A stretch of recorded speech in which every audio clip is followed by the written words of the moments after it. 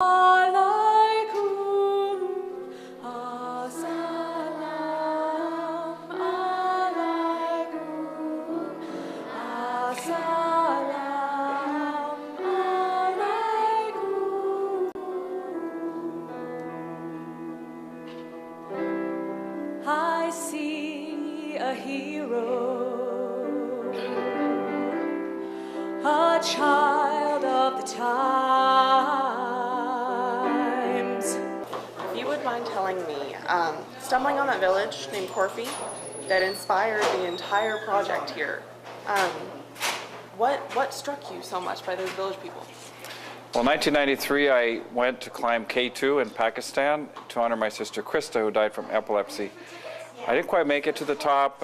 Coming off the mountain, I was very disappointed and weak, and I stumbled into a little village in Pakistan called Corfy. It's a very remote village. The people were friendly and incredibly hospitable, and one day I saw 80 children sitting in the dirt during their school lessons. And although I'd seen a lot of poverty in Africa where I grew up, those kids really touched me, and I was so impressed. Here are some children, they're basically starving. They have few clothes, it's cold.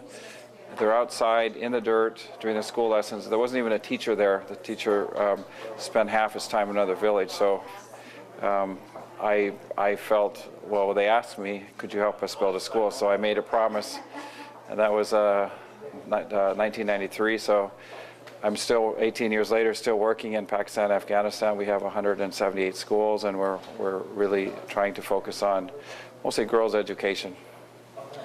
Well, when you came back from K2 and you gave that promise to those children, the Westside Elementary School kids that first started this, Pennies for Pakistan that eventually turned into Pennies for Peace, how'd that make you feel that those kids just took that effort and were able to raise so much money in such a small amount of time? Well, I really believe in the power of pennies and children and their pure spirit and their desire to help others. I had tried to raise money from celebrities and movie stars, sports heroes, adults. Nobody seemed to want to help, and it was an elementary school that reached out first with pennies. So today, in honor of that, I wouldn't be here had it not been for those children and their pennies. And so we've started a program called Pennies for Peace now, which is in 5,400 schools in 24 countries. And we've expanded it also so it also not only teaches kids about caring and sharing and culture and math, but also about racism and bullying and poverty and slavery. So we've broadened it quite a bit in the last few years.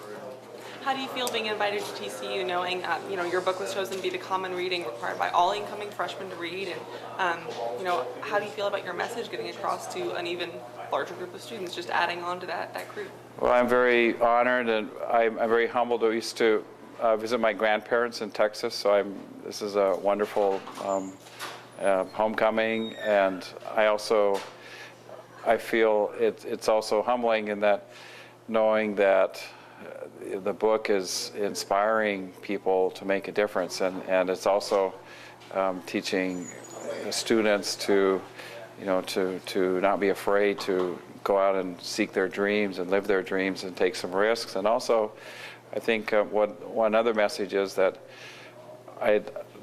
really embraces the spirit here at TCU is community service and service learning. So many students here, and I've looked through the programs here, are involved in helping their community or their country or the world. And to me, that's the real path for peace and for the future. What's the one message you hope people can get from the book after they read it? You can sum it up in one sentence. One sentence?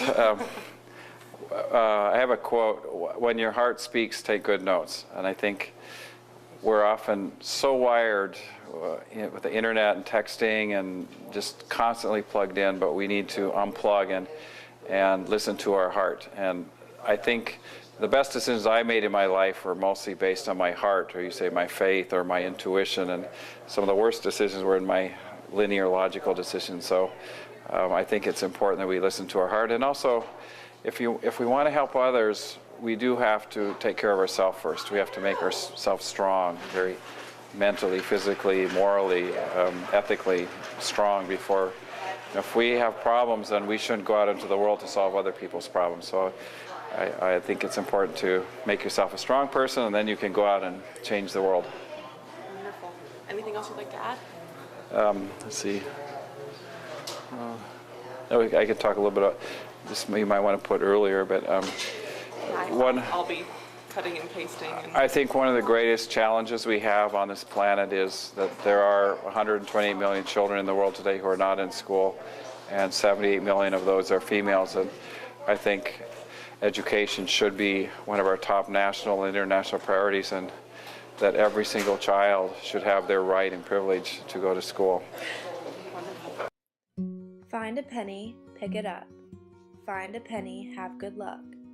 In the US, a penny is good for nothing more than luck. Spare change is a nuisance and gotten rid of quickly. But what if your spare change could change someone's life? There are millions of children in Afghanistan and Pakistan with no school, teachers, books, or supplies. Most of these children are females. A penny could provide an opportunity at change. Educating females contributes to overall economic growth in these very impoverished areas. These children are waiting for you to change their future. So what will you do with your spare change? Living for today, you may say that I'm a dreamer, but I'm not the only one. I hope someday you'll join us, and the world will live as one. Imagine there's no countries. It isn't hard to do. Nothing to kill or die for. No religion too. Imagine all the people living life for peace.